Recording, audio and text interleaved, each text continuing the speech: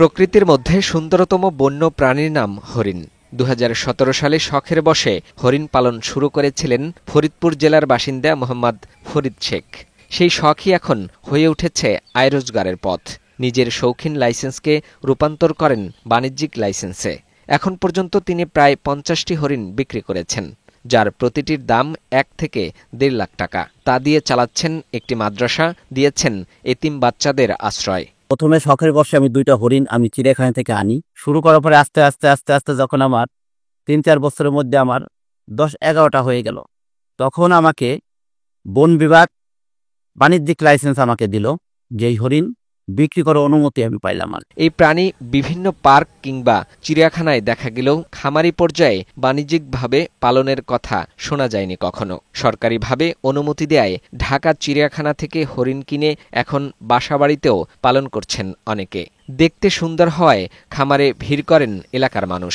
এই হরিণগুলো যখন প্রথম দেখি তখন আমার মন মুগ্ধ হয়ে যায়। প্রত্যেকদিন ছুটি আমি হরিণ দেখে আমার খুব ভালো লাগে। দৌড়াদৌড়ি করে, অনেক ছোটাছুটি করে। অনেক দূর দূরান্ত থেকে লোকজন এখানে এই হরিণ দেখার জন্য আসে এবং তারা পালতে আগ্রহ প্রকাশ করে। ফরিদপুর প্রাণী সম্পদ বিভাগের এই কর্মকর্তা বলেন, হরিণ পালনে প্রয়োজনীয় পরামর্শ এবং ওষুধ সরবরাহের মাধ্যমে সহায়তা করা হচ্ছে।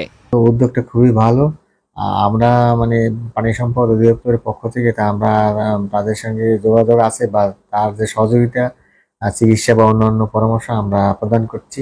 ২০১২ এর বন্যপ্রাণী সংরক্ষণ ও নিরাপত্তা আইন সংশোধন করে হরিণ পালনের বৈধতা দেওয়া হয়। তাতে বলা হয়, দেশের যে কোনো নাগরিক শৌখিন ও বাণিজ্যিক দুই উপায়ে হরিণ পালন করতে পারবেন। প্রাণী বিশেষজ্ঞরা মনে করছেন, ঢালাওভাবে হরিণ পালনের অনুমতি দিলে এর অপব্যবহার হতে পারে। মানুষ নানান ধরনের সুযোগ সন্ধানে থাকে, ফলে এইগুলোর একটা চরম অব্যবস্থাপনা আমার কাছে মনে হয়।